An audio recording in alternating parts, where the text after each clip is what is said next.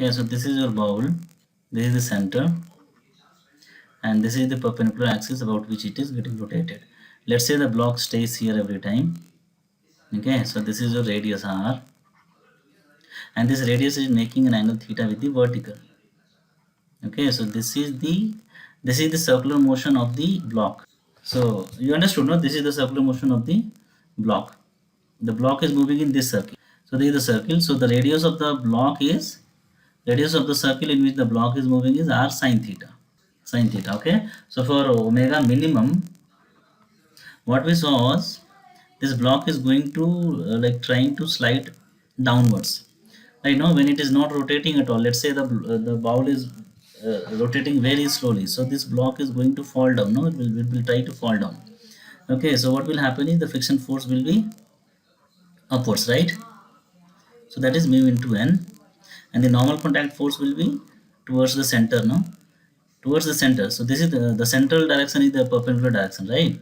So this will be your normal contact force, and this is your mg, and this is the direction in which the acceleration is happening towards the center, centripetal axis, right? So always what we have to do is we have to take all the components towards the one direction where the acceleration is there, and the other direction is always perpendicular. Okay, so the one direction we have already got, so the other direction will be this one, right? So we know that this is angle theta, so that was the mistake we took. This is angle theta. All right, so this is angle theta means this is angle theta. Okay, this is angle theta means this is angle theta, and let's say this is the one, so this is angle theta means this is angle theta. Yeah, this is the equal and opposite parallel, no? Understood, no? This is angle theta means this is angle theta. Now since this is angle theta, this is 90 degrees, so this is 90 minus theta. Now again this is 90 degrees, so this is again theta. You can solve it mathematically, you will understand it. So what in shortcut what you can do is once you get an angle, no, alternatively you can put theta theta. Understood? Directly, but it's always better to calculate it. Just you by solving the numericals, no, you will slowly get used to it, don't worry. Okay, so that is not important. Anyways, so now just tell me the equations. First one is in this direction, just tell me the equations. The acceleration is, so omega minimum, omega square r, right? Omega square into the radius of the block, n cos theta. Which direction you are taking? Towards the center? No, this angle is not theta, no? Okay, so n cos theta.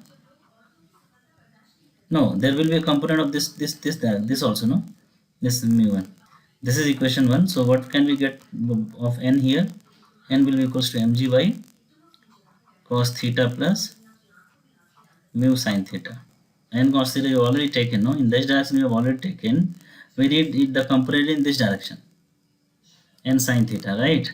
No, this is n in the direction of n. We are taking in this direction, right? So we took it in this direction. There is something in this direction also, no? The component of this force minus mu1 cos theta mw square vr, mass into acceleration. No, that is the r for the hemispherical ball. We need to take the radius of this circle, no, in which the block is moving. Radius of the circle in which the block is moving. The block is moving in this circle, no? R sin theta. You are able to get it, no? So when you solve it, omega square will be, so it is n common sin theta minus mu cos theta divided by m into r sin theta, right? And when you take n here from here and put it here, and you take it from here and put it there, so it becomes mg into this one is sin theta minus mu cos theta divided by this one is for n it is cos theta plus mu sin theta, and this part mr sin theta. Okay, so this m and m cancel, so sin theta minus mu cos theta into g divided by capital R cos theta plus mu sin theta. When you get omega, so this is omega square, when you get omega it will be under root. Understood, no? So this is the minimum value. So what you have to do is for the maximum value the friction force direction will be opposite. So this will be normal contact force, this will be your mg for the maximum.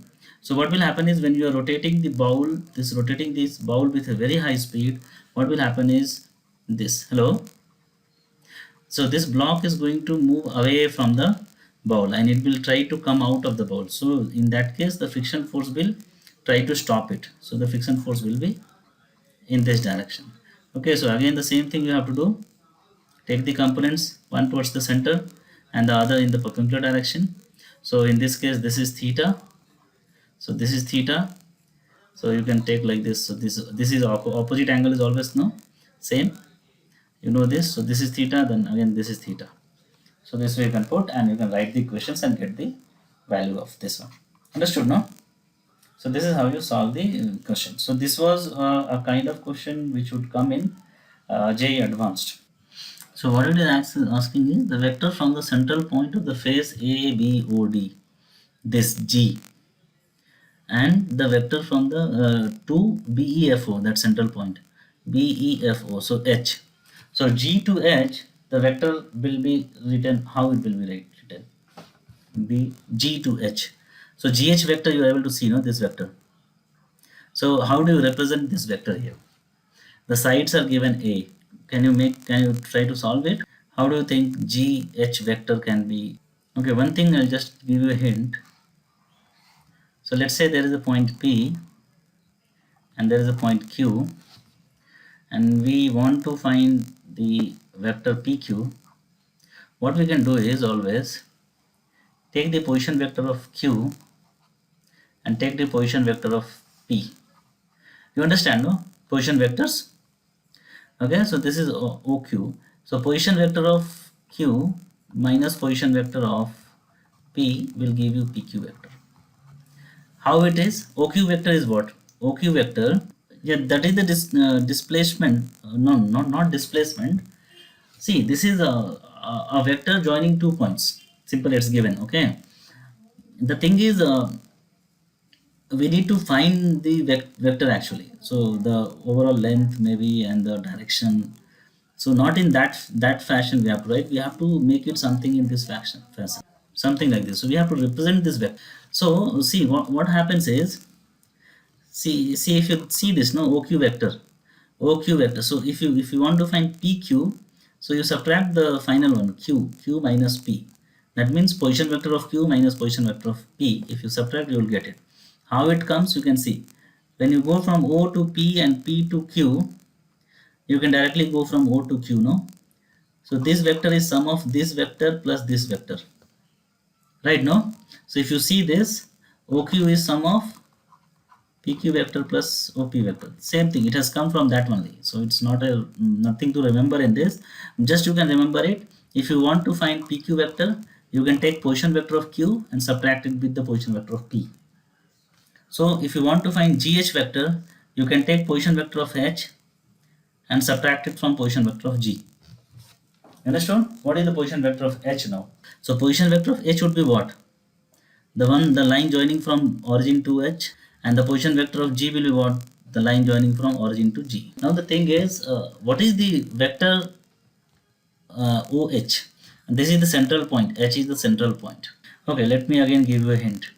Let's say there is a vector, this one. We don't know anything about it. This is x-axis. This is y-axis. And we traveled a distance A here. And we travel a distance P here. So in the topmost direction, I mean in the y-axis direction, the distance is B, and in the x-axis direction, the distance is A. How do you write it? Yeah, it is, no, it will be halfway, no? This is A by 2 and this is A by 2. No, this is y-axis. This is z-axis. So what will be OH vector? Okay, tell me this one. OP vector here. How do you write OP vector here? A I cap plus B j cap. Why? This is A vector, this is A I cap vector, no? And this is B j cap vector. This is the sum of those two vectors, no? See, you go from here to here and here to here. Instead, you can go from here to here. So OP vector is sum of this AI vector plus BJ vector. So it can be directly written here. No, you know the triangle law, right? So this way, and this is the sum, right? So same thing is happening here. So this is AI vector and this is BJ vector. So AI plus BJ vector is represented as OP vector here. So similarly, can you write OH vector? A by 2, A by 2, J cap. And what is OG vector then? Now can you find the vector? GH vector is what? So position vector of H minus position vector of G. So these things, see, whenever you get something new, you can just write it down so that you can remember it. Okay, so parallelly you can write it down also. All right, so this is okay. So anyways, if you see this OH and OG here, so this term is already getting cancelled. OG minus OH, no? So it becomes A by 2 J cap, J cap minus I cap, or OH, no? OH is this one, J cap. OH minus OG, no? So this is your OH, this is your OG. So this term gets cancelled already. So this one becomes A by 2 J cap minus A by 2 I cap, right? So this is how you solve the questions also. So the first chapter we had seen, what you have to see is electric field and potential. Okay. So we had seen, no, last time I had just told you what is the force between two charges kept Q1 and Q2. Charge is just a property. For now you just understand, slowly you will understand it better. So charge is just a some kind of a physical property of a body. Okay. So let's say there are two bodies kept, okay, A and B. The body A possesses charge q1 and body B possesses charge q2, and the distance between them is r. So the force, there will be a force acting on them. Okay, so that is given by k q1 q2 by r square. The magnitude of the force will be k q1 q2 by r square, where k is 1 pi 4 pi epsilon naught. It is written something like this, q1 q2 by r. Epsilon naught is actually called as the permittivity of space. So in this case, if it is vacuum, it will be called as the permittivity of vacuum, permittivity of air. If the medium is air, then it will be you will be given epsilon actually for the medium. So we generally take epsilon naught. So epsilon naught is for free space. Okay, so free space is something like there is nothing. So this is called as the permittivity.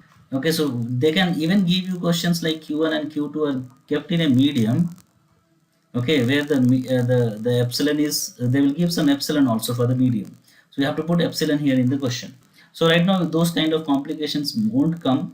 So this value will be actually 9 into 10 to the power. So 9 into 10 to the power 9 will be the value approximately. So which you will be using in your uh, I mean in numericals. Okay, so this is what the force acting on two bodies of having charges q1 and q2. Now, if the charges are positive, both are positive. I mean, both are, if both the charges are same, they will repel each other. If the charges are opposite, they are going to attract each other. That you know, right? See, there are a lot of very minute concepts here. Minute concepts means just for the sake of understanding, but those will not be actually required for your numericals or something. But slowly and steadily you will come to know all those things. So you need not worry about this: why negative charge, why positive charge, why repulsion and why attraction. Okay, so we need not worry about those things right now. You just try to remember these small things. Slowly and steadily we will come to know why these things are happening. Okay, so don't worry about those things. Now what we'll try to understand now, what is electric field now.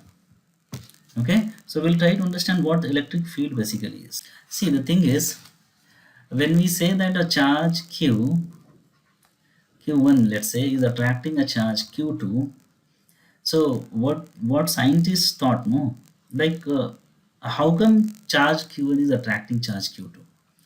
Did it know that there is some charge kept there? So let's say there was no charge q2, so this q2 was not there, and suddenly a charge is brought, and particular charge q1 has started attracting it, or maybe repelling it. So there is a force getting influenced on another charge. Let's say this charge q1 is fixed. So this charge, let's say, is fixed somewhere, so this cannot move. But suddenly, let's say, another charge comes into the vicinity of this, and this charge is getting attracted towards it. or maybe repelled. So whatever can happen. So the question was to simplify this scenario. The scenario is that how did charge Q1 come to know that there is some another charge has come in my vicinity and I should attract or repel it. So the thing is, then so for that simplicity to solve that thing, we have defined a term called as field. Okay, so you will find electric field also, you will find gravitational field also. So the same question arises for gravitational field also. Two masses are there, a sun and moon, sun and let's say earth is there. And how do we know that, how does the sun know that the earth has come near me and I need to attract it? So the thing is, sun never knew this. Sun was already, it is throwing something out. Okay, so sun is associated with something, which is called as gravitational field. So sun is having its influence out there in space already existing. Understood? No? So you have to visualize something. You won't see these lines actually, but there is some influence of everything in the on the planet, on this universe, in this universe. So every particular thing is having its influence, which we call no aura of something. Understood? So there is an kind of an aura or kind of a field associated with everybody. Understood? And that kind of a field is defined by what are the properties associated with that body. If the property, the major property of that body is charge, the field will be electric field. If the major property of that body is mass, that field will be a gravitational field. Understood? So sun was already having its influence around it. So sun was having a range of influence around it. So it was already having a field surrounding itself. So let's say the sun was here. So it was already having a field surrounding itself. So someone coming inside it will experience the force by the sun. Understood? So that is what we something understand like coming into the vicinity of something. You're getting my point? So that's why we define field now. So every charge will be having a field around it. So it is already ready with its own field around it, so that some other charges come into that field, they will experience some force. You're getting my point? So this is actually a kind of an assumption, or you can assume it as a maybe if you see the definition, that will be numeric in the terms of the formula of the field. But we for the term for the thing of theory I just told you, like you have to understand that every charge is having an electric field around it. In that vicinity, if something comes, they will experience an electrostatic force, the Coulomb's force, what we just studied. So now in terms of formula, how do we define electric field? So electric field is represented by this. So let's say there is a charge q and it is having an electric field around itself. And let's say a test charge small q is brought near it. At some point, let's say the force acting on the charge q is F. So the force per unit charge is defined as the electric field of the force by the test charge action. See, if you see this term, this is independent of q. So we are finding the electric field of capital Q here, and this is the charge. This capital Q is the charge for which we are calculating the electric field now. So see, there are two charges here. This is the capital Q charge, and there is a test charge actually, which we are going to bring near it and see what force it is actually experiencing, this particular charge. Understood? Now let's say this is fixed, so no need to worry. So what this is having a, let's say this is having a field here, field around it. Okay, so this test charge is slowly brought here. So let's say it is brought here or anywhere inside the field. So if it is brought at a point, at some point, and it is experiencing a force F, so that force divided by the test charge will give you the electric field by this charge. So let's say what it comes. This is the force divided by test charge, kq by r square. So you can see that this electric field is independent of this test charge. So that should be the case actually. We are trying to find the electric field of a charge capital Q. So why should it depend on some another charge? It should not depend, right? So this is the way it is defined actually. So the force per unit the test charge, the force per unit the test charge is actually the electric field. So we define something like the intensity of the electric field or the electric field. Okay, so this electric field of a charge of a charge capital Q is defined as the force per unit test charge which this capital Q charge which this test charge actually experiences when it comes into the vicinity of capital Q charge. We just understood this whole scenario, no?